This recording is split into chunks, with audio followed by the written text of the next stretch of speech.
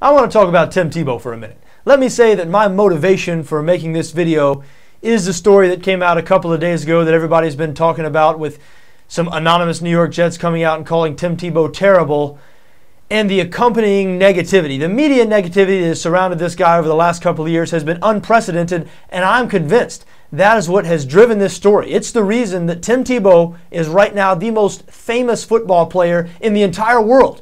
Even though he's a backup for the New York Jets, only plays about 6 or 7 plays a game.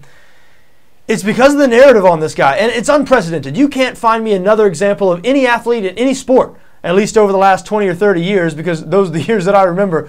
You could not find me an example of any athlete in any sport who has had a similar experience, who has had so much success on the field, and is seemingly such a good guy off the field. I mean, there's been people digging through this guy's trash trying to dig up something on him, and nobody's been able to find anything. Tim Tebow appears to be a genuine person, the type of guy you think there should be more of in professional sports, and everything he's done on the football field, from his collegiate days where he was one of the most decorated college football players in history, to his 16 starts in his professional career. A lot of good things have happened around this guy, yet if you hear some of the media tell it, or some of his detractors tell it, this guy's very polarizing, has big fans, and people who, you don't want to use the word hate, but people who really strongly dislike this guy, to hear them tell it, he's awful. Oh, can't complete a 10-yard pass.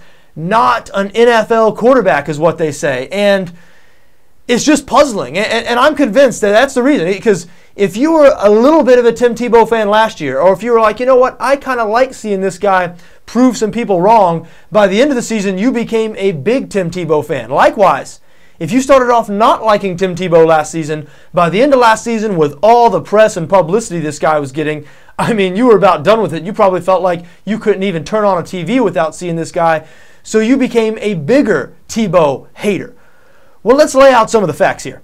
First off, anybody who says that he can't be an NFL quarterback, he's not an NFL quarterback, stop it. You've already been proven wrong. Okay, now you can say he can't be a good starting NFL quarterback, or say that, you know, his style of play can't be sustained long term, or he can't lead his team to a Super Bowl victory. All of those are things that could be argued, and someone could say that, and no one could argue with them, or I mean, you could disagree with them, but you couldn't prove that person wrong. But anybody who says this guy cannot be an NFL quarterback, in 16 starts, he's 9-7. Let's leave out the fact that he took over a bad team. The Broncos were 1-4 last season when he took them over. They were a bad team the year before when he got 3 starts towards the end of the year. Let's leave all that stuff out, all the subjective stuff. You know, people say, well, last year the defense and the kicking game won all those games for him. And in reality, the Broncos were not in the top 20 in the league in total defense. They allowed more 40-point games than any defense in the NFL. But again, we'll leave all the subjective stuff out. Let's just talk about the cold, hard facts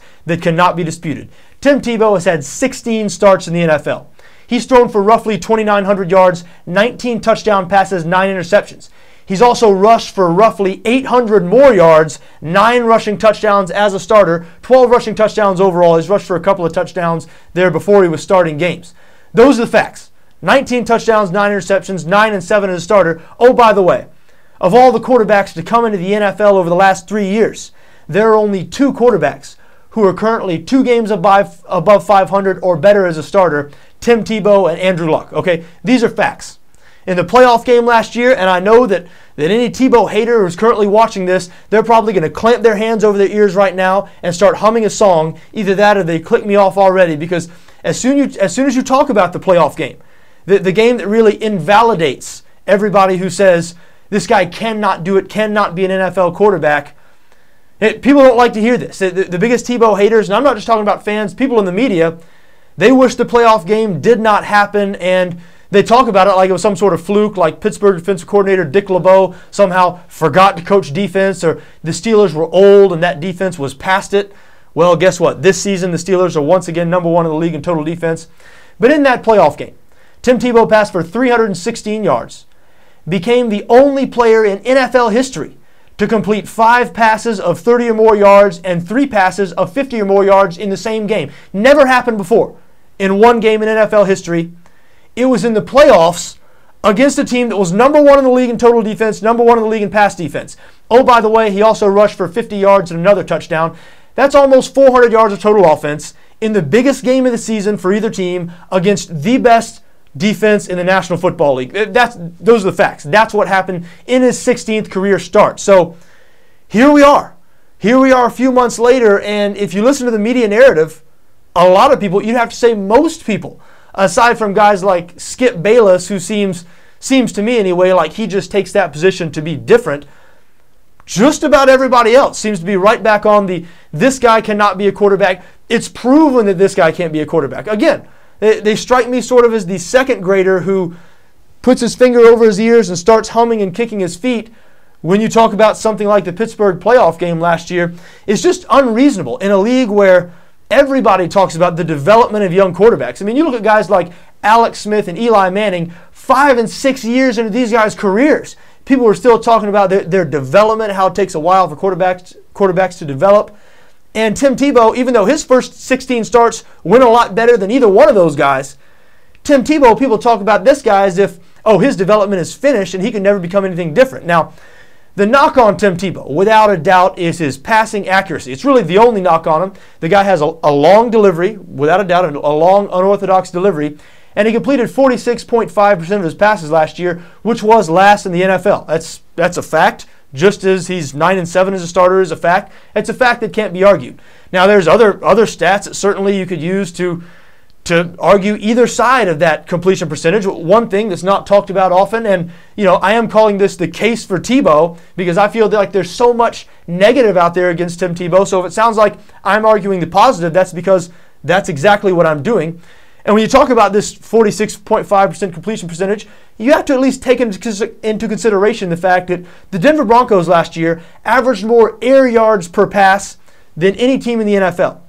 The Denver Broncos, when they threw a pass, the ball averaged traveling 12 yards in the air. That was more than any team in the NFL. Basically what that means is the Broncos offense lacked screen passes, easy short completions. And you know that. If you watched Denver play last year, they ran, and then tried to throw the ball deep over the defense's head. It was their preferred style of play. But that would certainly have something to do, you would think, with a low completion percentage. Now, that being said, does Tim Tebow have the type of accuracy that elite quarterbacks in the NFL do? Absolutely not. Will he ever have that type of accuracy? No, he will not. I believe he will not. However, those quarterbacks, Drew Brees, Peyton Manning, Aaron Rodgers, Tom Brady, Tim Tebow does things that they can't do as well, namely run the football. When you talk about Tim Tebow, you cannot just glaze over his running ability. You cannot say, oh yeah, by the way, this guy's mobile. No. His running ability is his number one threat. The reason why he was able to have so much success against the Pittsburgh Steelers in the playoffs last year, again, we talked about one NFL record he set, being the only quarterback to complete 5 passes of 30 or more yards or 3 passes of 50 or more yards in the same game. In that game, he also set NFL postseason records for yards per completion and yards per attempt. The reason he was able to do that is because the Steelers were so aware of his running ability. Because Tebow showed last year, time and time again, in all those fourth quarter game-winning drives he led, that in those NFL defenses could not stop him running the ball even when they knew it was coming. Tim Tebow running the ball is one of the most potent offensive weapons in the NFL. And again, his haters right now are probably clamp their hands over their ears and kicking their legs, saying it's not true, or at least that's the impression I get with all the strong emotions you hear about this guy. I'm sure there's going to be some comment left below this video talking about, oh, what an idiot I am, and this guy cannot complete a 5-yard pass. Again, it's people who are not watching these games objectively. They've painted themselves into a corner on Tim Tebow, and I'm not just talking about fans. I'm talking about analysts. I'm talking about ex-players. These are guys who are paid to give their opinions, okay? If you don't think it's the most disingenuous thing I ever heard. It almost makes me laugh when you hear guys like Merrill Hodge and Trent Dilfer, guys who have come out and said, this guy is not an NFL quarterback, not very good, and they get paid for their opinions. When you hear these guys say, but I'm rooting for him. Sure you are, okay? If these guys were proven wrong too often, if they started to look like idiots, people would stop taking what they say seriously. The reason these guys have their current jobs is because they're thought of as experts. People listen to what they say, and so whatever they say, believe it. Don't listen to what they say. They're rooting for what they say to happen, okay? They want what they say to happen. So when one of these guys says, when Merrill Hodge says, oh, this guy's a can't play quarterback in the NFL, a poor excuse for an NFL quarterback, and then he tells you, but I'm rooting for him, I mean, you can just laugh right in his face. And anybody who became a Tim Tebow fan over last year knows that last season, one of the most satisfying experiences, and again, it's what drove this whole Tim Tebow story. One of the most satisfying experiences of the last NFL season was Monday morning Sports Center watching Merrill Hodge squirm in his seat and try to explain away sort of how it happened again, how he did it again. It was extremely humorous. And it's the media treatment of this guy that has blown up the story. And what I mean by that, the media, before Tim Tebow ever got a shot in the NFL, when he was being drafted, the media developed this it almost became a cottage industry saying Tim Tebow was not good. I mean, you had people just painting themselves far into a corner saying, in my expert opinion, this guy cannot play football. This is before he ever had a start in the NFL. And so when he did start playing, if he had been as bad as everybody said he was going to be, this story would have gone away. Tim Tebow would have lasted 3 or 4 games as a starter. And, you know, people, the media, they're not in the business of beating dead horses. You don't hear on SportsCenter every day, every time the Oakland Raiders are mentioned, you don't still hear people say, oh, Jamarcus Russell, what a bust, set that franchise back. No. Jamarcus Russell's name is not mentioned that much anymore in the NFL. People said he was awful, story done. If Tim Tebow had been as bad as everybody said he was going to be, that story would have gone away. Likewise, if people had treated Tim Tebow like they treat the poor man's Tim Tebow, Colin Kaepernick, I mean, let's face it, Kaepernick is Tebow, except he doesn't throw it as well. I mean, that's what he is. If people had treated Tebow like Kaepernick, saying he's a raw, developing quarterback who may or may not have the skills to play in the NFL now, but is an intriguing prospect, if that was a storyline on Tim Tebow, the story would go away. But no, it's not that. It's this guy's terrible, proven wrong. This guy's terrible, proven wrong. This guy's terrible, proven wrong. That's what drives it. And the only reason that story is only halfway true this year all you're getting is the he's terrible because Tebow hasn't been given a chance. Hasn't been given a chance in New York. And for those of you who say, well, the coaches, you think the fans know more than the coaches would play him if he was the best man for the job. What about last year's Denver Broncos? The coaches played Kyle Orton for the first 5 games. The fans were screaming for Tim Tebow. Turns out the fans were right. And you can't tell me they weren't. Because the Broncos were 1-4, and the only thing that changed when they inserted Tim Tebow into the lineup was they shipped off their best wide receiver, Brandon Lloyd. Aside from that, nothing changed. The same defense that played in those first 5 games played with Tim Tebow. Now, the Broncos changed their style of offense to a run-first offense. It shortened the games. They led the NFL in rushing far and away when Tebow was the quarterback. That obviously led to a more rested defense, led to some more low-scoring games. And about Tebow's style of play, as I mentioned, he's not as accurate passing the ball as an elite NFL quarterback and never will be. His running ability has to be not only part of his arsenal, but almost his main thread. And so I absolutely believe that for Tim Tebow to succeed in the long term, you're going to have to build an offense around him suited to his strengths. You're going to have to allow him to do what he does. But guess what? That's the same thing you can say for every single quarterback in the NFL. Drew Brees, Tom Brady. You have to build an offense suited for their strengths. Tom Brady would not be able to effectively run the Denver Broncos offense of last year. If Chip Kelly becomes a coach in the NFL next season, Oregon Ducks coach Chip Kelly, who everybody's talking about as a hot prospect, Peyton Manning is not going to be able to run Chip Kelly's offense unless Kelly drastically changes it. Tim Tebow is a better fit for Chip Kelly's offense than Peyton Manning or Tom Brady or Drew Brees. It's just the way it is. And you see a team like the Washington Redskins this year. I mean, if you think this running quarterback thing is a fad that's going to fade away, folks, there are going to be more and more of these guys. Look at college football this year. Look at the Colin Kleins and Johnny Manziels. Now, will these guys play quarterback in the NFL? Maybe, maybe not. With the proliferation of spread offenses in college football that rely so much on the quarterback running the ball, more and more of these guys are going to come into the NFL. Watch the Washington Redskins play football this year. If you saw the Redskins play last year and play this year, what you see is a totally different offense. It's a totally different scheme. The plays are different. The look is different. Same head coach, same offensive coordinator. What they've done, they've adjusted their offense to suit the strengths of their quarterback, Robert Griffin III, and it's worked very well. Washington has had a top 10 offense all season. And so this happens all the time in the NFL. Teams, you build your offense around the strength of your players, and there's no doubt for Tim Tebow to be successful, for him to be a Super Bowl winning quarterback, which I believe he can be, that'll have to be on a team that builds the offense around him or around players like him. And you know, people say, for years people have said, oh, the reason you can't run the option in the NFL, or the reason quarterbacks can't run in the NFL is because they can't stay healthy. Well, guess what? We're in a day and age now where there's some really good running quarterbacks who are just not prized commodities.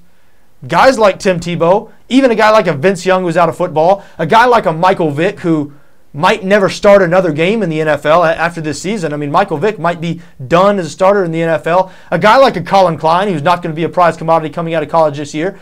But my point is, you could accumulate 3 or 4 different ones of these guys, and if one gets injured, you could roll the other in. And this can happen. And for those of you who think it's far-fetched, it's not.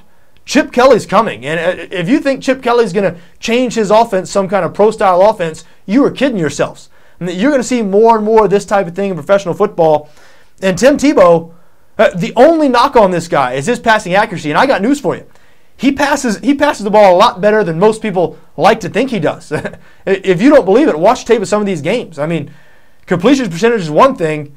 They threw the ball downfield in Denver. There were very, very few easy, short completions. So you put him in a different offense, put him in an offense that Cam Newton ran last year in Carolina, and I guarantee you, Tim Tebow's completion percentage is going to be a lot higher. Now, what will the future hold for Tim Tebow? I do not know. It doesn't look like he's going to get a shot in New York. I understand that. I do think, like most other people, that now's the time for Tebow with their season completely unraveling. Sanchez as bad as any starter in the league. But you got to keep in mind that organization is financially committed to Mark Sanchez. You know, they've declared him as their franchise quarterback. So I'm one of those people who thinks that if Sanchez hits the bench, it is done for him. I don't believe there's any reprieve for him. So a lot of people think you could put him on the bench for 2 weeks so he could watch things and then he could come back as a starter and still be the franchise guy. I don't think that's the case. I do think once they go away from Sanchez, it'll be done for him in New York. And I think that's why they've been so hesitant to do it. So I understand that. And it's looking now like Tebow will not get a shot in New York. I believe he will get a shot somewhere else in the NFL as a starting quarterback. He might only get one more shot. But judging from what he's done every time he's stepped on a football field throughout his football career so far, whether you're talking about high school or college or in the pros, he's probably going to take that shot and run with it. I mean, if he would have stayed in Denver, and you can't fault Denver for letting him go for Peyton Manning. I mean, Peyton Manning is the best quarterback I've ever seen probably. And, of course, Peyton Manning's not going to want Tim Tebow kept around on the roster with all the Tebow mania last year. So I understand what the Denver Broncos did. But if Denver had kept Tebow around, it's reasonable to assume that Tebow would have been better this year than he was last year, that Denver would have been a better team this year than they were last year. Would they be as good this year as they are with Manning? Probably not. But still, I mean, to say that Tim Tebow cannot play quarterback in the NFL or should not be given a chance to play quarterback, can't complete a 10-yard pass or whatever other things, you know, negative type things these people are drumming up, it's just ridiculous. And it's gone over the line. In media, I mean, it's day in and day out. Every single Tebow story you hear is some sort of different version of he can't play football. Yet when he gets on the football field, the results just don't match up to that. And again, I think that's why he has so many fans, because people see that. And people who are neutral on this guy, they see what a class act he is, how humble he is on and off the field, and they think, what's the deal? What's the deal with this negative narrative, this guy who seems to produce whenever he's put on the football field? So anyway, there you go. There's my rant. I just felt like some of that stuff had to be said.